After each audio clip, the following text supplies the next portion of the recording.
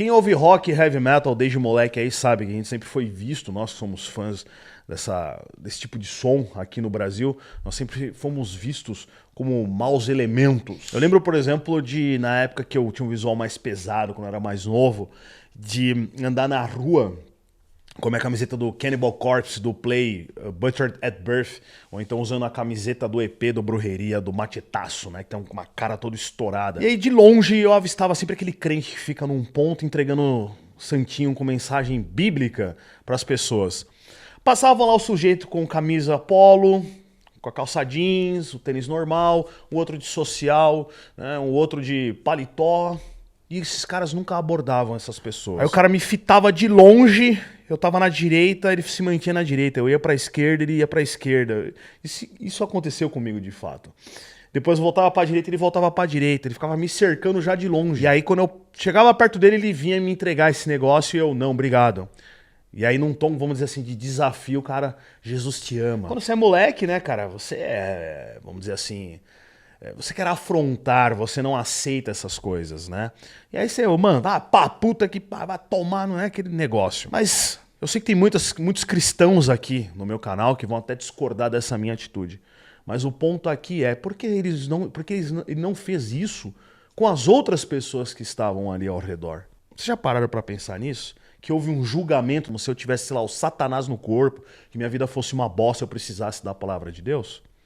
E as outras pessoas que estavam ali? Então, aqui principalmente no Brasil, onde as pessoas são mais exóticas, a cultura popularesca, ela é totalmente o avesso dessa cultura do rock e do heavy metal, a gente sempre sofreu esse tipo de preconceito. Mas de onde que surgiu essa coisa toda do rock ser algo do capeta, esse comportamento estimulado pelo King Diamond, pelo Alice Cooper? Eu lembro do meu pai contando, descrevendo, né, quando eu era moleque, os shows do Alice Cooper, que ele botava cobra, aquela coisa teatral, arrancava cabeças e tudo mais. De onde que vem tudo isso? E por que o rock e o heavy metal são tidos como coisas do capeta, coisas do Satanás? E também como isso acabou influenciando de fato vários idiotas a cometerem crimes hediondos aí. Vamos falar um pouco sobre isso hoje.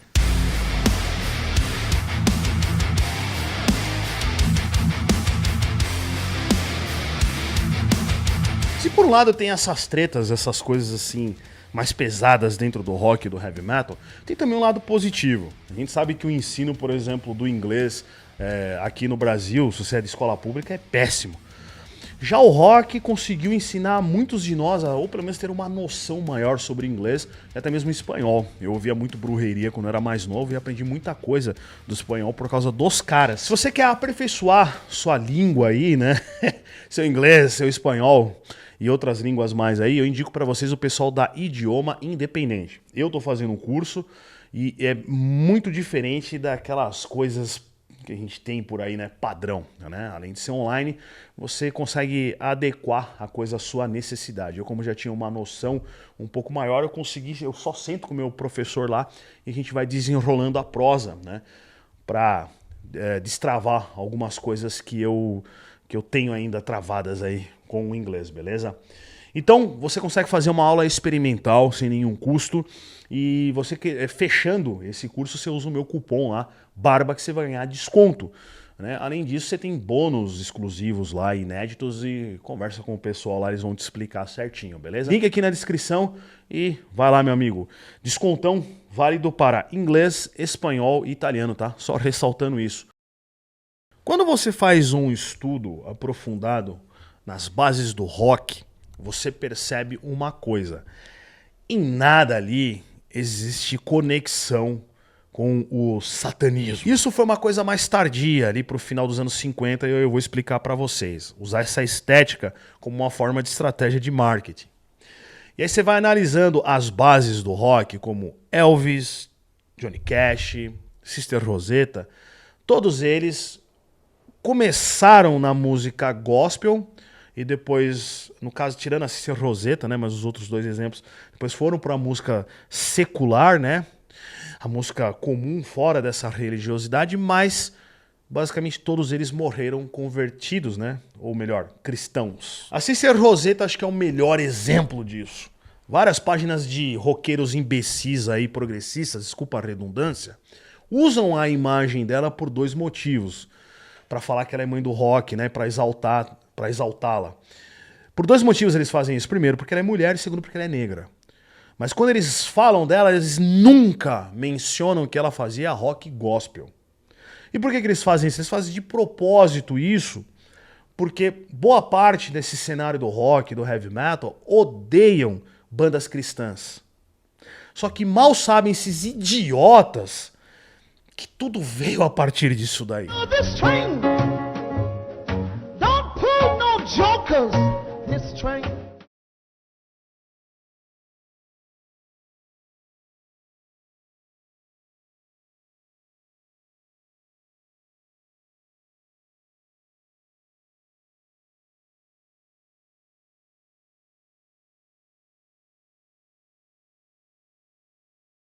Que começa lá atrás, lá, né, pô, anos 40, 50 e por aí vai. Então toda essa galera, que foram as bases ali, começaram dentro da música gospel e morreram todos eles cristãos.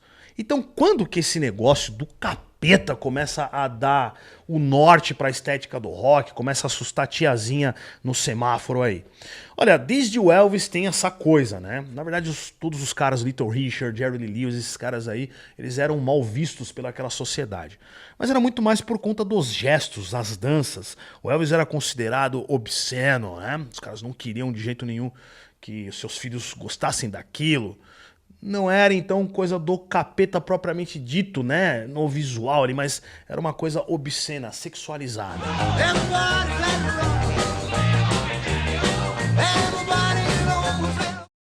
A coisa estética, visual, começa a mudar a partir ali, vamos dizer, de um cara chamado Jay Hawkins. Esse cara, ele fazia o que a gente chama, ele foi um dos precursores aí, do que a gente chama de shock rock. Então se você assiste um show lá do Gorgoroth, do Behemoth, do King Diamond, Merciful Fate, agradeça a esse cara. Que já lá em 58, quando ele lança o primeiro disco dele, ele já traz essa estética de chocar. E aí ele faz uma coisa teatral, é mais inocente, né? Não é uma coisa do mal, mas ao mesmo tempo era para transmitir isso, que era para chocar mesmo. Então ele coloca elementos da religiosidade africana, do voodoo, né? Tem lá, se não me engano é ele, né? Que usa um osso aqui no nariz. Então tem todo aquele choque, tem toda ele rompe, né, com as convenções do próprio rock. Isso que é interessante no rock, o rock se autorrefuta, ele precisa se autodesafiar, não existe zona de conforto dentro do rock. E o Jay Hawkins, ele fez muito isso.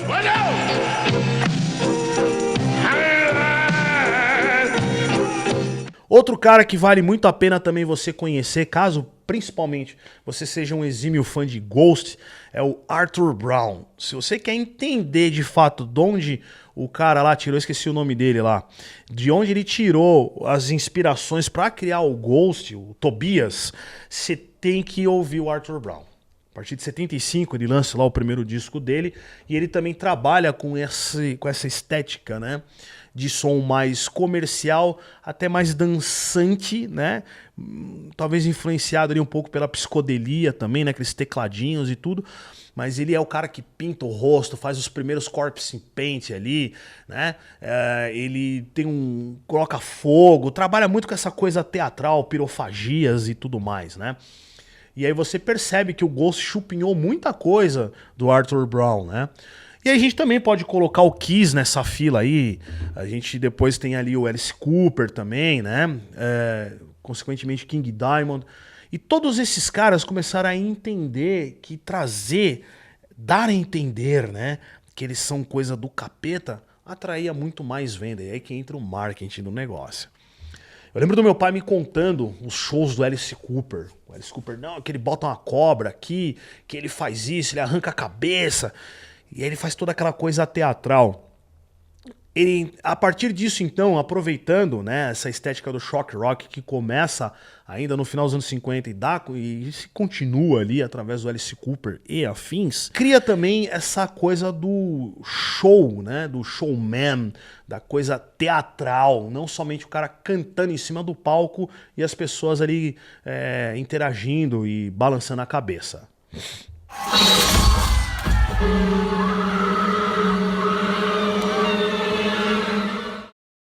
Então existe a coisa da experiência, né? Você passa a ter uma experiência. E hoje várias dessas bandas de metal extremo, o Gaíria,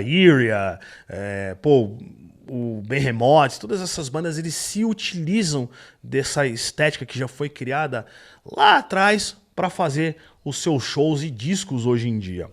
Então é a partir disso daí que começa essa coisa de associar o rock e, consequentemente, o heavy metal com coisas do Satanás, aí, com o satanismo.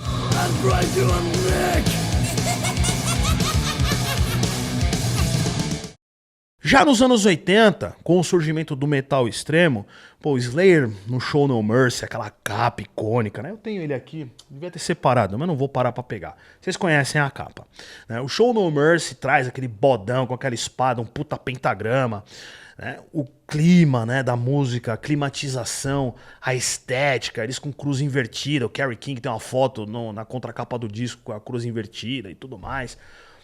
Tudo isso eles começaram a utilizar para vender mais disco. E aí você tem o Venom que consagra esse termo black metal, né, por causa de um disco e uma música deles chamada Black Metal. E observando, mais uma vez, eles usam isso como marketing, né? Os simbolismos lá, o pentagrama, Welcome to Hell, com aquela capa, né?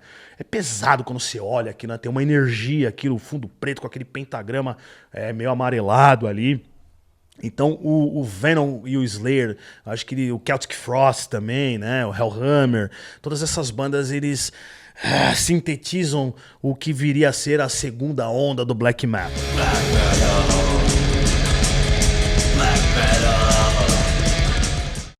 Na segunda onda do black metal, então, a gente começa a ter realmente a corrosão do cérebro de um bando de playboyzinho ocioso. Varg Vikernes, o Euronymous, Dead, eu esqueci o Faust, né, baterista do Emperor, né, ou Imperator. Todos esses caras aí cometeram crimes, né? Alguns meteram fogo em igreja lá na Noruega, um matou o outro, mataram homossexuais aí, né, criaram aquele Inner Circle ou Black Circle, né, que era um movimento deles lá, e todas essas coisas que vários de vocês já conhecem. Então a partir disso daí você começa a ter fãs dessa primeira onda aí dos black metal, que começaram de fato a levar a sério essa porcaria. Um que realmente viveu isso foi um cara chamado Jon Andreas. Eu não vou tentar pronunciar o sobrenome dele mesmo, porque é um sobrenome norueguês, é horroroso de se pronunciar. Só que eu sei que vai ter algum palhaço metido aqui que vai escrever aqui, Barba, se pronuncia assim. Foda-se, eu não tô te perguntando nada, tá?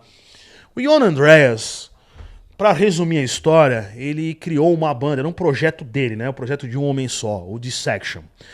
E aí o cara cometeu um assassinato, se não me engano, acho que foi um homossexual também, que ele matou lá e foi preso. Lá dentro da cadeia ele começou a formular a sua saída de mestre, digamos assim. E aí ele criou um disco, logo que ele saiu, reformulou a banda e criou um disco chamado, acho que era Mahakali, né? Me corrijam aqui. Esse disco é uma obra de arte. Embora o Jon Andreas seja um babaca, tenha sido um babaca, nesse sentido aí criminoso, ele, não adianta, o cara era um gênio. É duro admitir isso, mas é um fato. E esse disco é extraordinário. Quem não gosta de metal extremo e quer conhecer alguma coisa, eu recomendo muito esse disco, porque tem linhas de guitarras melodiosas. É um death metal melódico, né? Na verdade, ali podemos dizer. Eu sei que vai gente que vai ficar reclamando aqui, mas tem muita influência e acabou. Então esse disco ele é muito bom. Se você quer entrar no metal extremo, eu recomendo vocês ouvirem esse disco do Dissection.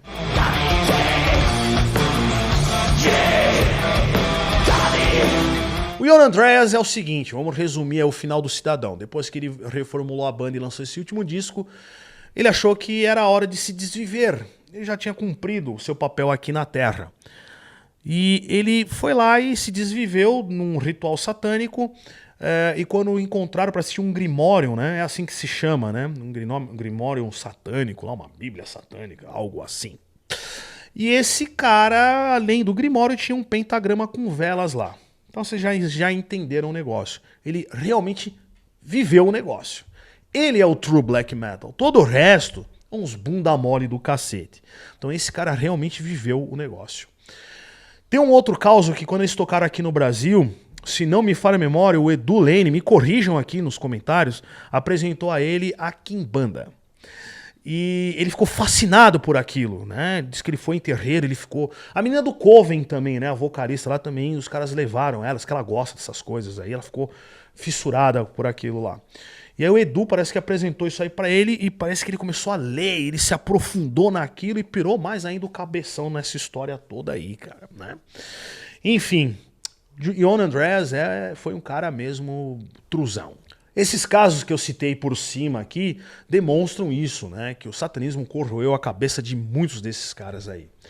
Há muitos anos atrás, já posso falar assim, né? Há alguns anos atrás, eu fiz um vídeo ainda no meu antigo canal sobre crimes ligados a essa galera que também levou as letras, essa ideia do satanismo dentro do rock, do heavy metal a sério e fez bosta, tá? Como, por exemplo, o caso do Beasts of Satan, uma banda italiana. Teve também o caso da Slice Peller, ligado a letras do Slayer. O caso do Absurd, esse aí realmente é um absurdo, né? E o trio de Memphis, né, onde teve uma perseguição, na verdade, um preconceito com roqueiros lá da região, que teve até pena de morte, tá, cara? Eu vou fazer o seguinte aqui, eu vou colocar essas histórias aqui desse vídeo, é um vídeo antigo, tá? Tem uma outra estética, eu usava um negócio para dar uma obscuridade e tudo mais, vocês vão entender aí.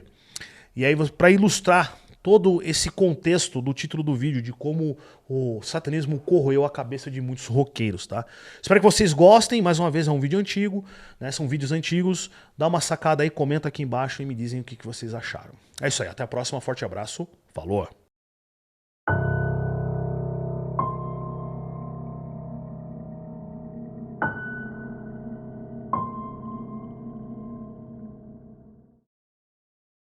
Parece que um dos motivos desses desastres associados ao metal extremo é a total falta de interpretação de texto. Talvez o analfabetismo funcional seja muito mais antigo do que a gente imagina. E não somente uma característica dessa geração podre de 2000 e 2005. Com Slayer não foi diferente do AC/DC, do Judas Priest ou do Marilyn Manson, por exemplo.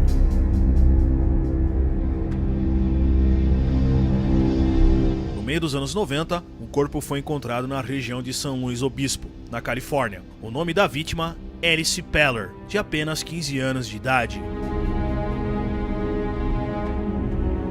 Ela havia sido atraída por 3 moleques para um bosque, com a desculpa de fumar um baseado. E lá Jacob Delasmut, Joseph Fiorella e Royce Cassie fizeram o que tinham que fazer.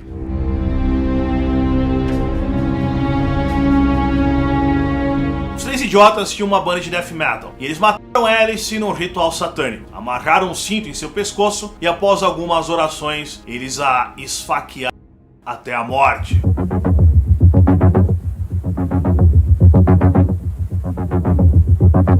No total, ela foi alvejada 12 vezes e largada no local, mas um detalhe mórbido assusta e enoja mais ainda. Após a sua morte, eles retornam ao local diversas vezes para manter relações sexuais com o cadáver.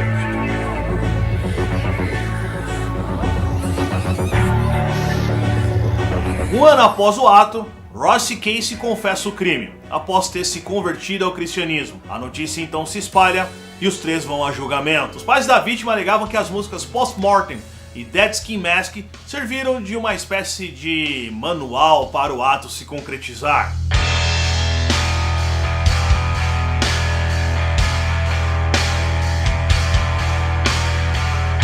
Os 3 criminosos radicais, fãs da banda, confessaram depois que acreditavam que era preciso cometer tal ato, a fim de dar um toque a mais à história da banda deles, que se chamava Hatred, com a ideia de serem tão ou mais famosos que os seus ídolos.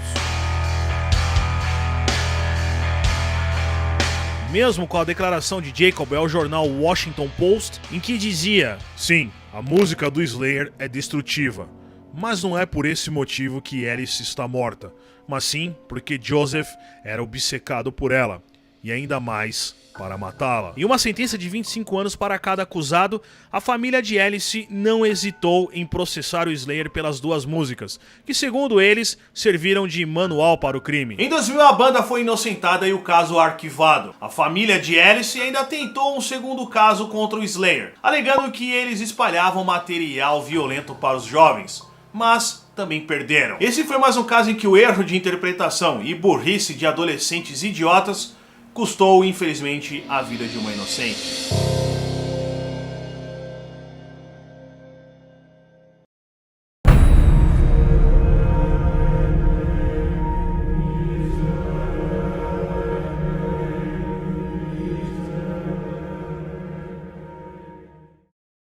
Absurd é uma banda de NSBM, ou seja, uma banda de black metal com letras nazi e pagãs. Ficou mundialmente conhecida na cena pela morte de um jovem de 15 anos, Sandro Bayer, em abril de 93. Os 3 membros da banda na época, Hendrik, Andreas e Sebastian, tinham apenas 17 anos.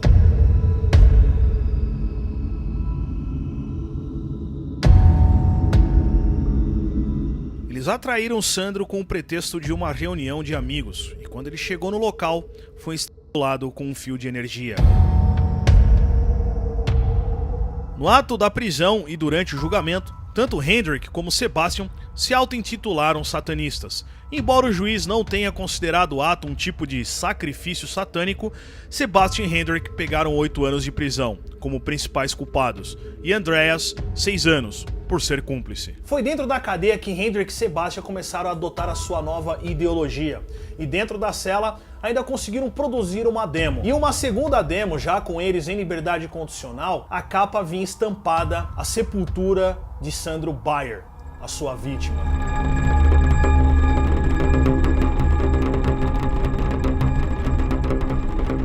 Eles cumprem metade da pena e saem incondicional. Já Hendrik perde a condicional por fazer uma saudação nazi em um show da banda, mas foge para os Estados Unidos, onde anos depois é preso e tempo depois deportado para a Alemanha, onde pegou 2 penas, uma de 1 ano e meio em 2001 e outra de 4 anos em 2003.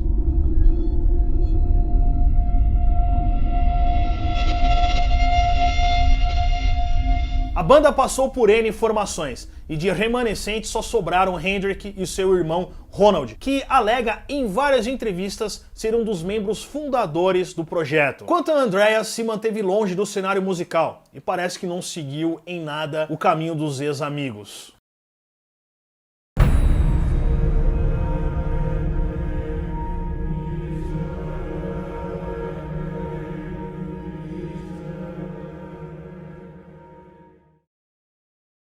O Beast of Satan em algumas reportagens é tida como uma banda, em outras como uma espécie de grupo de culto satânico.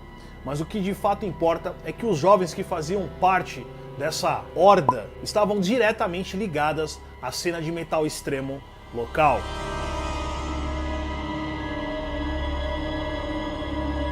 Em 1998, um duplo homicídio foi cometido na Itália, em Somma Lombardo, local próximo a Milão. Os envolvidos eram Andrea Volpe, Nicola Sapone e Marco Mittioni. As vítimas, Fábio Tolis e Chiara Marino.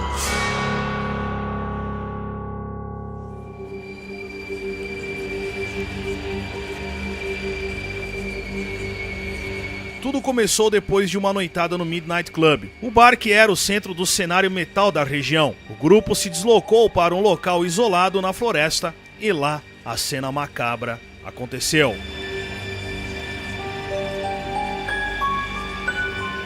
Chiara era a namorada de Fábio, que foi atacada pelos amigos Marco, Nicola e Andrea, que supostamente viram nela a imagem da Virgem Maria. Logo, eles armaram um sacrifício satânico e mataram ela esfaqueada. Fábio, vendo a cena, tenta defender a namorada, mas não conseguiu e foi morto com uma machadada na cabeça. Após os assassinatos, o grupo enterra os corpos no fundo de um poço e ainda teriam urinado em cima deles. E depois dançaram rindo e gritando: agora vocês são 2 zumbis. Tente sair deste buraco se tiver coragem.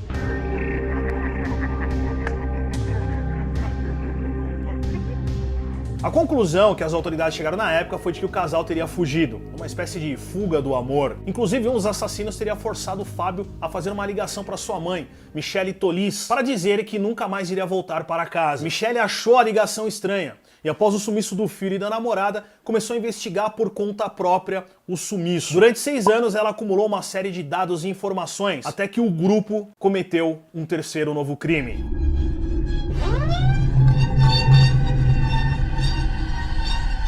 O terceiro crime aconteceu em 2004. A vítima, Mariângela Pesotta, ex-namorada de Andrea Volpe, que deu um tiro na garganta dela, a mutilou e a enterrou ainda viva em uma estufa em uma cidade vizinha de Soma Lombardo.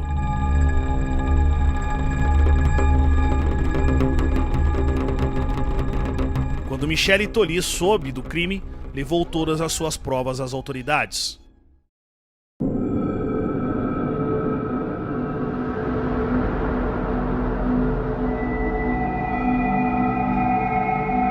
Com a ajuda de 6 anos de informações levantadas por Michele, as autoridades chegaram aos acusados, membros da banda Beasts of Satan, ou em italiano, Le Bisti di Satanà.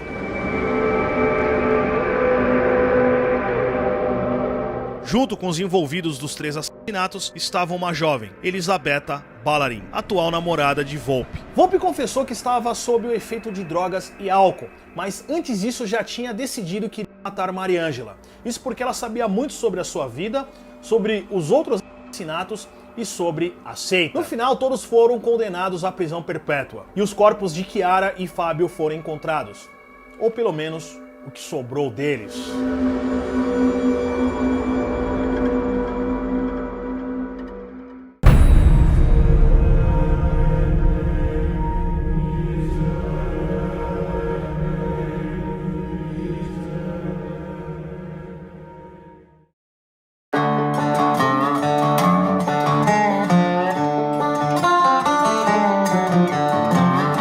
West Memphis é uma típica cidade do interior, assim como a cidade de muitos aqui. Religiosa, pacata e sem muitas opções para as crianças terem o que fazer. Explorar o território era algo bem comum, e talvez até hoje o seja. Então, em 5 de maio de 93, 3 meninos saíram para explorar e andar de bicicleta perto de um pântano, e foram mortos com requintes de crueldade.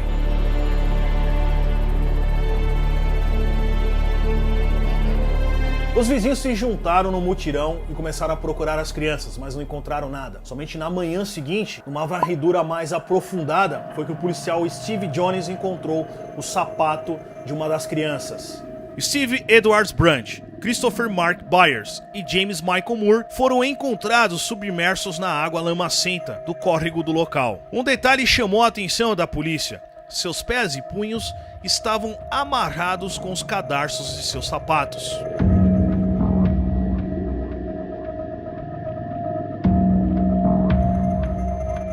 Esse detalhe indicava que a morte deles foi feita de forma ritualística, o que era comum na região. Então, eles iniciaram investigações em cima de grupos ligados ao satanismo e ao metal extremo. 3 adolescentes foram ligados ao crime: Jesse Miskelly, Jason Baldwin e Damian Eccles. 3 jovens tidos como problemáticos pela comunidade local e que tinham o estereótipo do típico headbanger. Andavam de preto sempre com o visual do Metallica ou do Slayer e eram mal vistos pelos seus amigos e vizinhos. Na escola, eles eram acusados de bruxaria e satanismo. Coisas típicas que basicamente acho que todos nós aqui já passamos em algum momento da vida.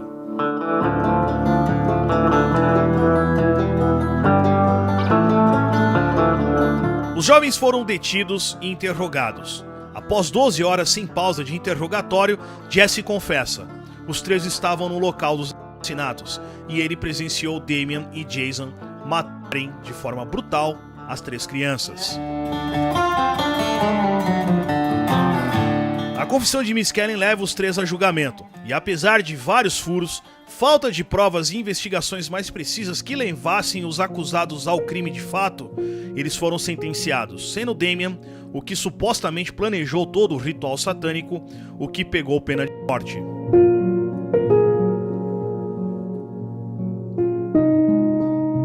Mesmo Miss Kelly tendo voltado atrás e dito que era tudo mentira e que foi forçada a confessar a culpa, o julgamento prosseguiu e eles receberam as sentenças como eu disse. Mas com o passar dos anos, com os 3 detidos e Jesse aguardando no corredor da morte, os advogados deles trouxeram uma série de provas, como por exemplo o teste de DNA de um dos cadarços das vítimas, que apontaram para Terry Hobbs, o padrasto de Steve Edwards. Com isso, o caso tomou uma proporção internacional.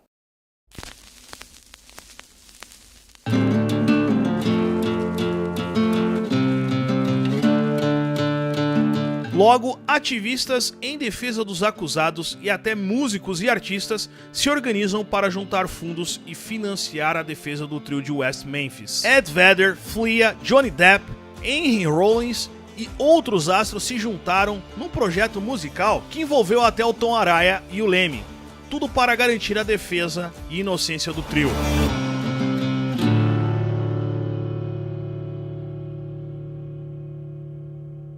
O caso então foi levado até a Suprema Corte do Arkansas, depois de 18 anos que eles estavam presos. Eles foram soltos, mas com a condição de que eles assumissem a culpa dos crimes. E embora eles estejam em liberdade, lutam até hoje na justiça para limpar essa mancha de suas vidas.